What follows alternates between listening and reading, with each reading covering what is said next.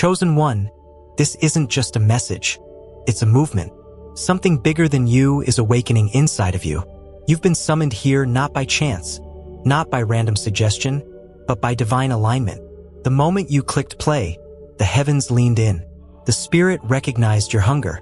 The unseen realm took notice. God orchestrated this encounter long before you arrived here. You are not here by mistake. You are not hearing this by coincidence. You are part of a sacred unfolding, a revelation meant to stir the core of who you are. Because deep down, something inside of you already knows something is shifting. Something is being activated. Something is calling you higher. Before we dive in, I want you to do something prophetic. Like this video, not just for engagement, but as a signal to the heavens that you are ready. You're saying, "Yes, Lord, I receive." Subscribe if your spirit bears witness to these words. Let this be your portal to divine downloads, because this is just the beginning. And most importantly, comment 777 below right now. That number isn't random. It carries the energy of divine completion, prophetic alignment, and spiritual readiness. When you type it out, you're making a declaration to both heaven and earth. I'm stepping into my prophetic season. I'm stepping into my overflow. This message is going to realign your soul. What God is about to reveal through this word will not simply encourage you. It will ignite you. It will stretch your faith, clarify your vision, and awaken a fire that's been lying dormant. This isn't motivational fluff. This is divine truth wrapped in urgency, flowing straight from the mouth of God. There is something in this message that your soul has been waiting to hear. This is not just for your ears. This is for your destiny. This is the word you prayed for in silence. This is the confirmation you asked for in your tears. Stay with me until the very end, because what God is about to release will shift the atmosphere of your life forever. God saved this word just for you. Chapter 1. This is bigger than you think. Chosen one, you are not here just to survive. You are here to shake nations. You were not born to blend in or simply make it through another day. You were born to disrupt darkness, to awaken generations, to carry the sound of heaven in your voice and the fire of God in your bones. There is a divine assignment stamped on your life that carries weight far beyond what you've seen so far. You feel it, don't you? That subtle but undeniable shift in your spirit? The stirring that keeps calling you deeper? That quiet inner knowing that whispers, "There's more." That is not your imagination. That is the voice of God, stirring the sleeping lion inside of you. Long before you were ever born, before your first breath ever broke through time, God already knew you. He didn't just know of you, He appointed you. Jeremiah 1 verse 5 declares, "Before I formed you in the womb I knew you. Before you were born I set you apart. I appointed you as a prophet to the nations." You are not random. You are not overlooked. You are not invisible to heaven. You were formed with precision, called with purpose, and marked with divine fire. I want you to envision this. In the heavenly realm, a scroll with your name written on it has been unfolding. It holds the details of your calling, the blueprint of your breakthrough, the battles you would fight, the victories you would win, the people you were born to reach, and the legacy you are destined to leave. That scroll is not fiction. It's your prophetic document. And every day you walk in obedience, another line of that divine script is being fulfilled. You see, your dreams are not just random hopes floating through your subconscious. No, they are divine instructions, encrypted messages from the throne room, wrapped in the mystery of your own becoming. The desires burning within your heart were planted by God to guide you into alignment with your higher purpose. Those visions that won't leave you alone, that calling you can't seem to shake, that's God pulling you into your destiny. And what if I told you that the very pain you went through was not punishment but preparation? What if I told you the wounds you tried to hide were actually the activation codes to unlock the next dimension of your blessing? What if every tear you cried was watering the ground for your harvest? Chosen one, nothing in your life has been wasted. Not a single season, not a single betrayal, not a single night you cried out asking God, "Why me?" Every trial has been counted. Every moment has been recorded. Because this story, this path, this message is bigger than you think. And now, your scroll is turning. A new chapter is opening. And what's written in this next section will not only transform your life, It will transform the world around you. Stay with me, because the revelation that's coming will shift the atmosphere of everything connected to you. Chapter 2. The storm was your training ground. Chosen one, the storms you've walked through were not evidence of God's absence. They were proof of His presence. Every hardship, every heartbreak, every battle you barely crawled out of wasn't a sign of your failure. It was the sound of heaven forging something eternal inside of you. You were not being punished. You were being refined. You were being trained in the shadows, anointed in silence, and developed in places nobody else could see. Romans 8 verse 18 reminds us, the sufferings of this present time are not worth comparing with the glory that will be revealed in us. That verse is not poetic comfort. It is divine truth. Your pain has purpose. Your afflictions have assignment. Your suffering is pregnant with future glory. I know it didn't feel like it. I know you questioned God when the betrayal came, when the doors slammed shut, when you felt abandoned, when you were left wondering why it seemed everyone else was moving forward while you were stuck in delay. But heaven was never quiet because you were forgotten. It was quiet because God was chiseling something sacred within you. Think of a sword forged in fire. That blade cannot become sharp until it has been placed into the hottest flames, beaten with intensity, and shaped by the hands of a master. That's what your trials were. They weren't chaos. They were divine craftsmanship. You weren't being crushed. You were being carved. Every storm you endured was forging strength. Every betrayal was chiseling discernment. Every delay was sharpening your faith. And here's the truth. You weren't buried. You were planted. The darkness you endured wasn't your grave. It was your greenhouse. The isolation wasn't your rejection. It was your incubation. The dirt thrown on you wasn't to cover you. It was to protect the roots of what God was growing inside of you. And now you're about to sprout. Now you're about to bloom in places people thought you'd never survive. You need to understand this. God didn't break you. He built you in secret. He covered you while He crafted you. He concealed you while He poured oil into your wounds. You weren't being disqualified. You were being set apart. Heaven was rehearsing your public victory in a private wilderness. There were moments when the pressure felt unbearable, when you questioned your worth, when you asked if God still remembered you. But what you didn't know was that you were walking through divine training grounds, sacred terrain where warriors are born and mantles are passed down. And wait until you see how God is about to use what tried to destroy you. What the enemy meant for evil, God is flipping for glory. The very thing that almost took you out is about to become your testimony, your platform, your breakthrough point. What once broke you will now build others. What once wounded you will now heal nations. So don't curse the storm. Bless it, because that storm didn't just pass. It prepared you. It didn't just shake you. It shaped you. And now, you're not just coming out of the fire. You're coming out forged in power, dripping in oil, and ready to carry glory like never before. Stay with me, chosen one, because what's coming next will reveal why God had to take you the long way. It was never delay. It was divine development. Chapter 3. You are the hidden treasure of heaven. Chosen one, I need you to understand this sacred truth. You have not been overlooked. You have been hidden. You have not been forgotten. You have been preserved. God did not keep you in the shadows because you lacked value. He kept you there because your value was too great to be exposed too soon. Chosen ones are often concealed in divine obscurity because what God is forming in them is far too powerful to be rushed. You are not behind. You are not late. You are protected by design. Think of David, a shepherd boy out in the fields, anointed in secret while his brothers were paraded before the prophet. He was chosen before anyone ever saw his potential. No one called his name, no one believed in his kingship, but heaven had already stamped his crown. David was anointed in obscurity before he was crowned in glory. His hiding place was not punishment, it was preparation. Psalm 27 verse 5 declares, "For in the day of trouble he will conceal me in his tabernacle. In the secret place of his tent he will hide me. He will lift me up on a rock." You were hidden in the secret place, not because you were weak, but because you were dangerous to the kingdom of darkness.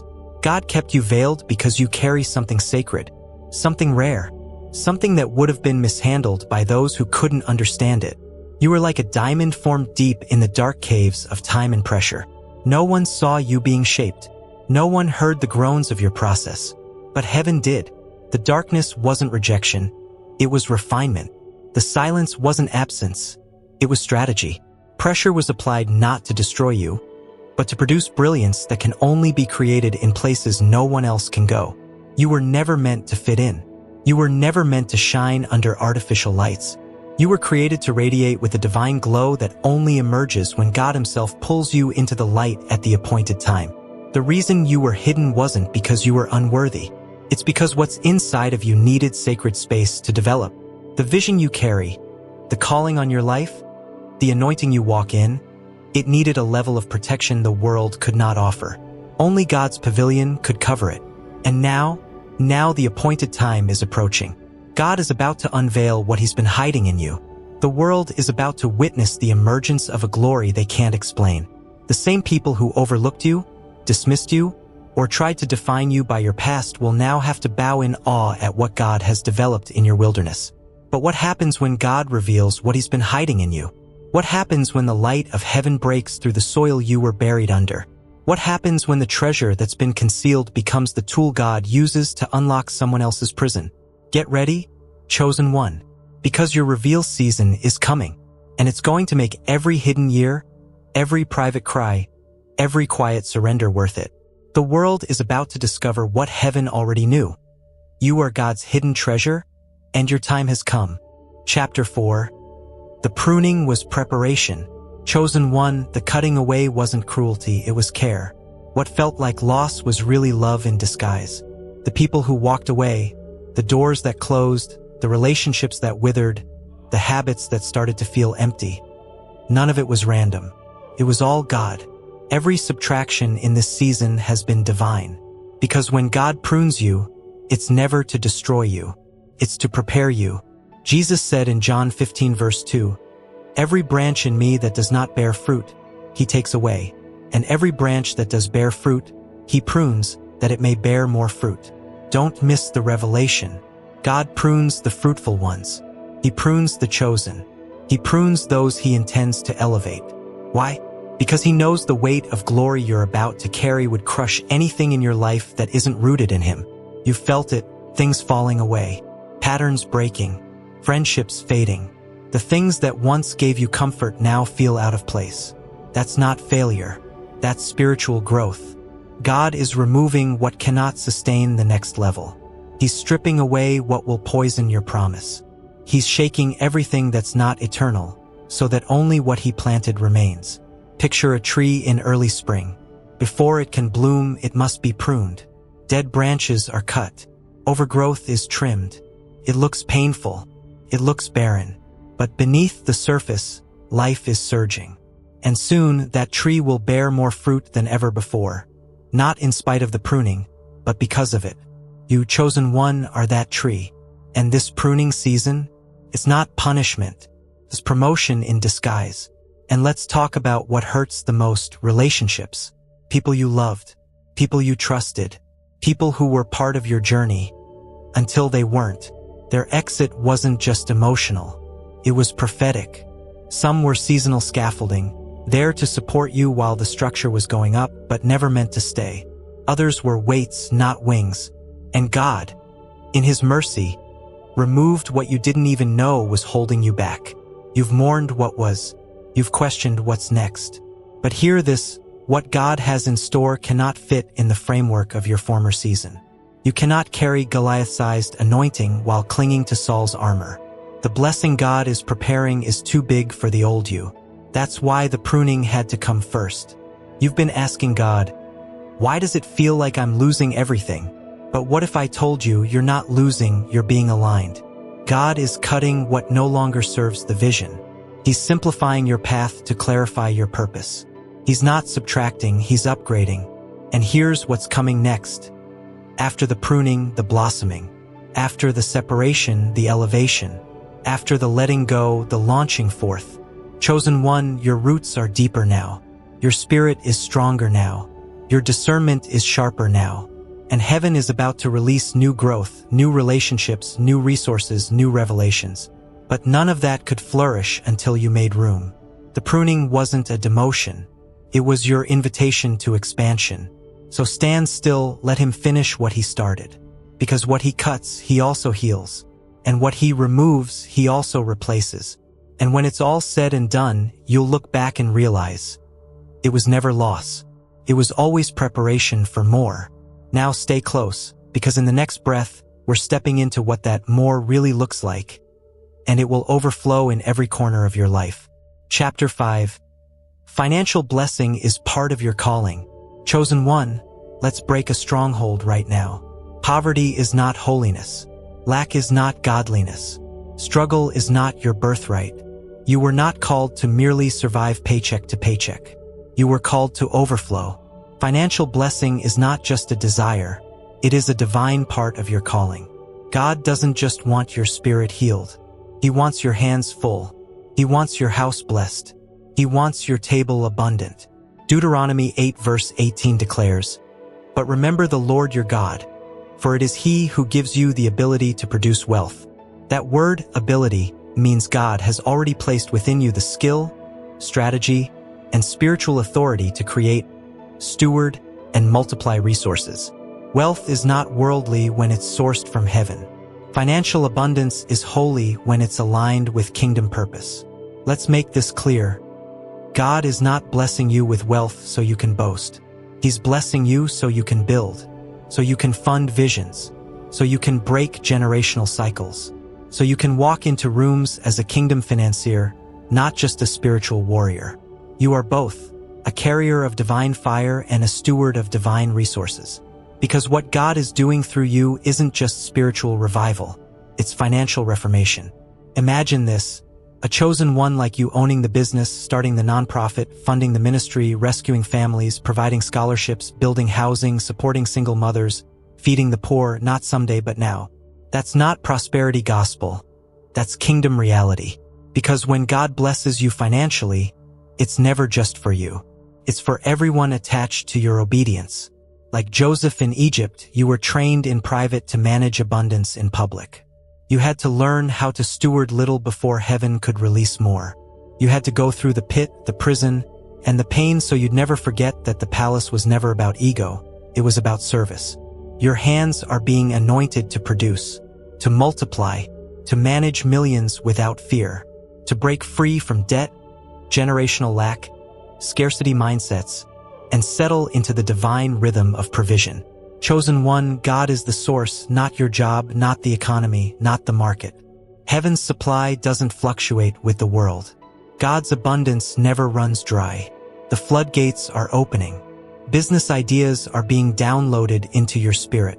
Creative strategies are being stirred up in your sleep. Divine partnerships are aligning. You're not waiting on money. Money is waiting on your movement. Wealth is not chasing you because of who you are. It's chasing you because of whose you are. And yes, there's warfare over your finances, because the enemy knows how dangerous you are when you're resourced. But here's the truth. No demon in hell can block what God has decreed. Malachi 3 verse 10 says, "Test me in this, and see if I will not throw open the floodgates of heaven and pour out so much blessing that you will not have room enough to store it." That's not metaphor, that's promise. Chosen one, get ready. Your bank accounts are shifting. Your mindset is expanding. Your faith is activating. This is not the season to shrink. It's the season to sow. It's the season to believe big. Because God is about to make you a walking testimony of what happens when divine purpose meets divine provision. But stay close, because in the next chapter, we're going to reveal why this abundance is coming to you now, and how it will ripple far beyond your own life. Chapter 6. This is about legacy, not just destiny. Chosen one, this calling on your life, it's bigger than a breakthrough. It's bigger than a moment of favor. It's bigger than one answered prayer or a temporary season of elevation. This is not just about your destiny. This is about your legacy. God didn't choose you simply to arrive somewhere. He chose you to leave something behind. Your destiny is what you walk into. Your legacy is what you leave behind. And God is raising you up not just to be blessed, but to be a blessing for generations. This is about impact that outlives you. This is about decisions you make today that will shape your children's tomorrow. This is about breaking generational curses, rewriting your bloodline, and building a spiritual inheritance that cannot be measured in dollars, but will manifest in decades. Think of Abraham. God didn't just say, "I will bless you." He said, "I will make you into a great nation." Genesis 12 verse 2. That's legacy language. That's generational momentum. That's covenant promise. Chosen one, you're not just being called out, you're being called forward to be the first in your family to walk in the fullness of God's plan, to build altars where others built excuses, to pass down faith instead of fear, truth instead of trauma, glory instead of guilt. And yes, it's heavy, because legacy is weighty. Legacy costs something. It demands decisions rooted in obedience, even when it's uncomfortable. It asks you to think differently, speak differently, live differently. But here's the beautiful part. You're not doing this alone. God is empowering you for it. Heaven is backing you for it. Angels are assigned to war for it. Look at your life. The enemy didn't fight you so hard because of where you are. He fought you because of what you carry. He attacked your childhood, tried to destroy your identity, sent betrayal and rejection to break you down. Not because of your past, but because of your future. Because if you ever realized what your life would birth, the devil knew his grip on your bloodline would be over. But it's too late now, because you're rising, you're awake, you're aware, you're breaking cycles, reversing patterns, and planting seeds that your grandchildren will harvest. You are not just chasing destiny, you are cultivating legacy. And I need you to hear this. The financial blessing God is pouring out over you, the wisdom He's depositing, the influence He's giving you, it's not just for this moment. It's for your lineage. It's for the dreams your children haven't even dreamed yet. You're not just creating wealth. You're building wells, spiritual wells that generations will drink from. Emotional healing that will echo through households. Purpose that will ripple across continents. Legacy is built in silence, in choices, in sacrifice, in consistency. And while the world may not applaud you now, heaven is recording every step. Every time you chose obedience over convenience, forgiveness over offense, worship over worry, you were laying bricks in a foundation your legacy will stand on. So don't lose heart.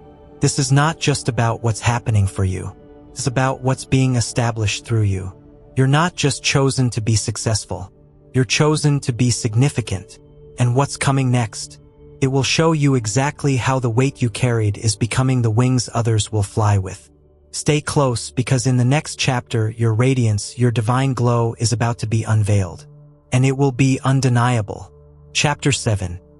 Your light is about to be undeniable. Chosen one, something is happening in the spirit realm, and it's about to break into the natural. Your light is rising. Not a soft flicker, not a quiet glow, but a radiance so powerful, so undeniable, that it will illuminate rooms, shift atmospheres, and expose darkness without you even saying a word. What God has been doing in you secretly is about to shine publicly. This is not the season to hide. This is the season where heaven reveals what it's refined. Isaiah 60 verse 1 declares, "Arise, shine, for your light has come, and the glory of the Lord rises upon you." This isn't a suggestion, it's a command. It's a call. God is not asking you to be ready. He's telling you the time is now. You've been faithful in the dark. You've been obedient in the silence. And now, like Moses coming down from Mount Sinai, your face will carry the residue of glory. People won't be able to explain it, but they'll feel it. Your presence will carry the presence. Let me speak prophetically to your identity.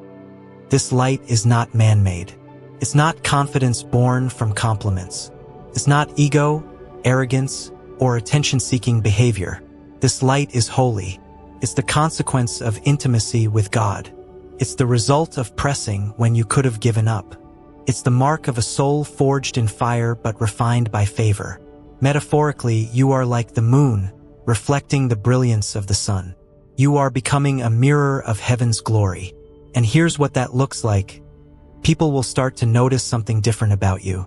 Your walk will shift. Your voice will carry peace. Your smile will carry healing. You'll walk into places where confusion reigns, and suddenly people feel clarity. Where anxiety lives, and suddenly people feel stillness. Where hopelessness rests, and suddenly people begin to dream again. Why? Because your light exposes lies and invites truth. It silences fear and awakens faith. You're not just glowing, you're glowing with purpose. But don't be surprised when your light draws both the hungry and the hateful.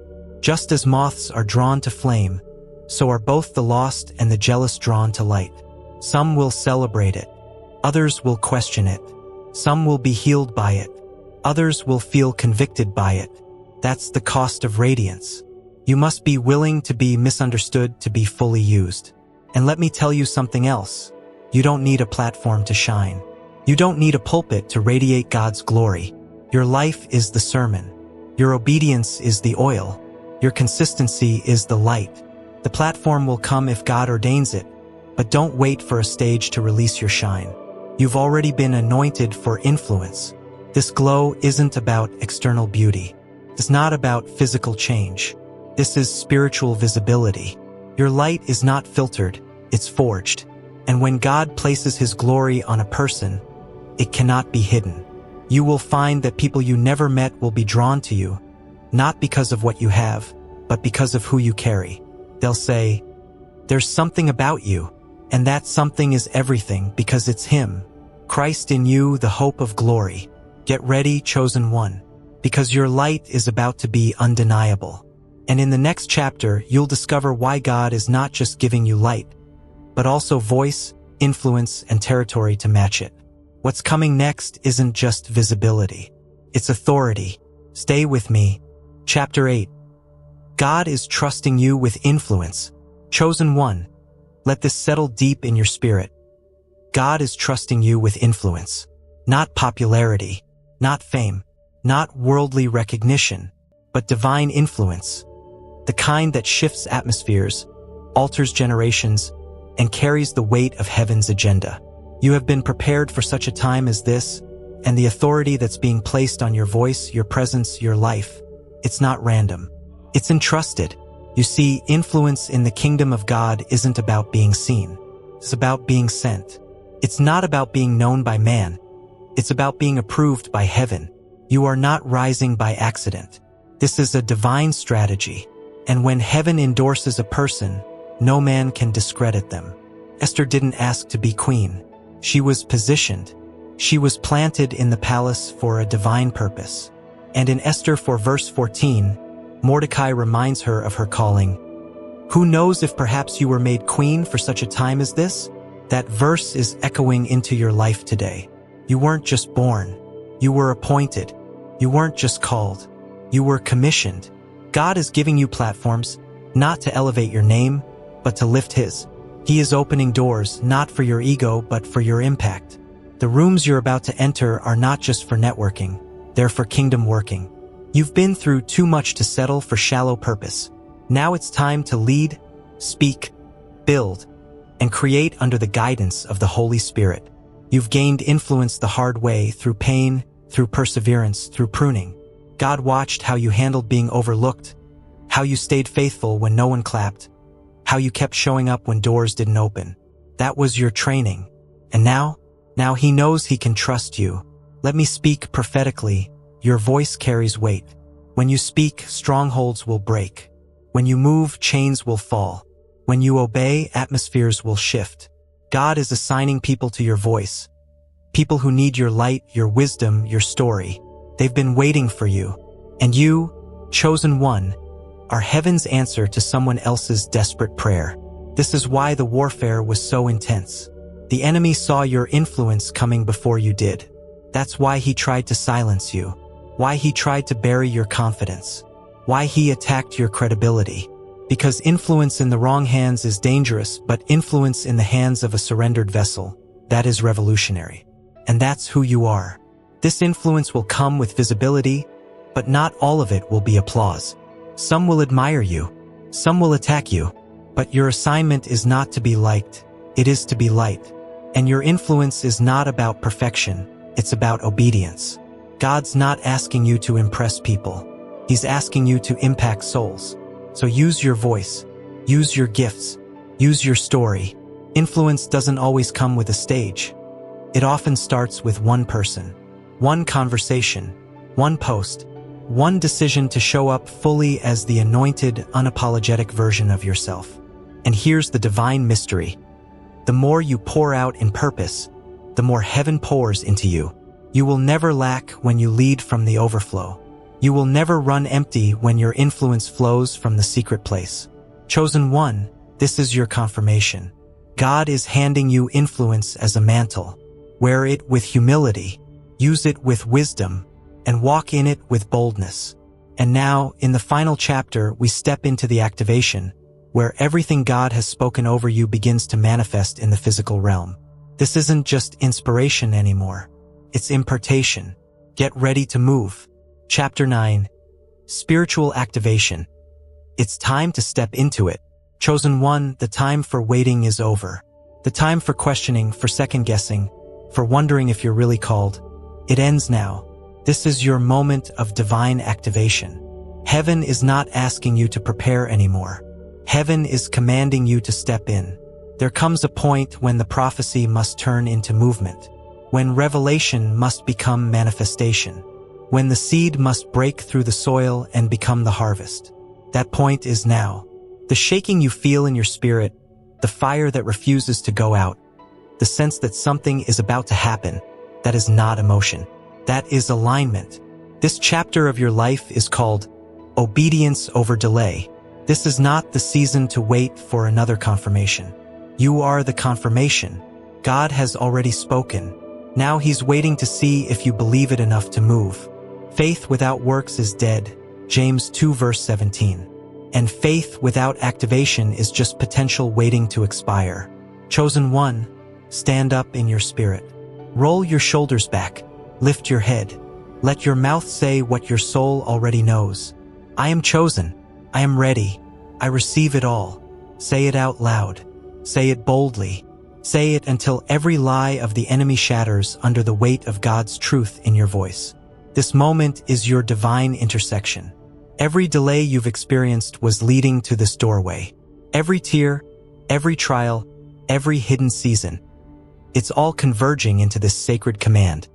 Walk through. God says in Ephesians 3 verse 20, Now unto him who is able to do immeasurably more than all we ask or imagine, according to his power that is at work within us. That power is already in you. It's not waiting to fall from the sky. It's waiting for your yes. It's waiting for your surrender. It's waiting for you to step into the version of you that heaven already sees. So right now, wherever you are, I want you to declare this out loud, and if you can, type it in the comments as a prophetic agreement. I step into divine alignment. I step into my assignment.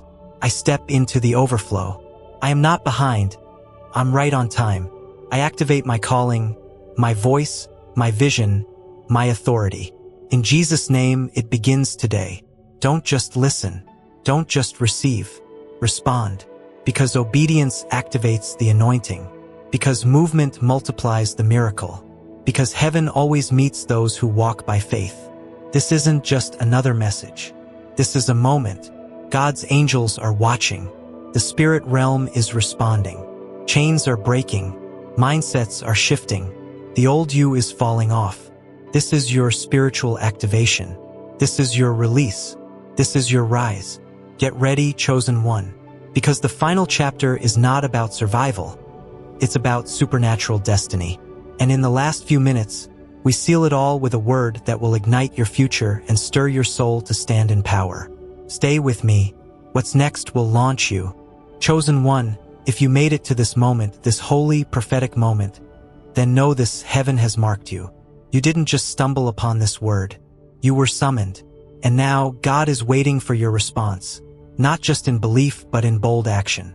So here's what I want you to do, not as a viewer, not as a casual listener, but as a witness to your own awakening. First, hit that like button, not for vanity, but as a prophetic yes. Let it be your digital altar, your agreement with heaven that you are stepping into this new season with boldness and faith. Second, if you haven't already, subscribe right now.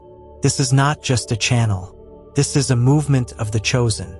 This is where divine strategy, prophetic wisdom, and spiritual power are poured out for those who are walking in their God-given authority. Join the thousands rising together in glory. Third, go down to the comments and type 777. I receive my activation. That number is not random. Biblically, it signifies divine completion, spiritual perfection, and holy alignment. When you type it, you are placing a seal on what God just released into your life. You're saying, "It is finished. I receive it. I'm ready." Chosen one, you are not who you were an hour ago. You have shifted realms. You have crossed thresholds. You have entered the divine current of your destiny. And now you walk forward with new oil, new eyes, and new power. I want you to remember this. You are not small. You are not forgotten. You are not waiting on favor. Favor is waiting on you. You carry the voice of a prophet, the strength of a warrior, the wisdom of a king, and the love of the Father. You are the light in the darkness. You are the answer to a generation's cry. You are chosen. So rise up, speak up, shine without shame, move like it's already done, because in the Spirit it is. This is bigger than you think, because you are bigger than you know. And the world is about to witness what God does through someone fully surrendered. Until next time, stay anointed, stay activated, and never forget, this isn't the end. This is the explosion of your beginning. God bless you, chosen one. Your destiny has been confirmed. Now walk in it.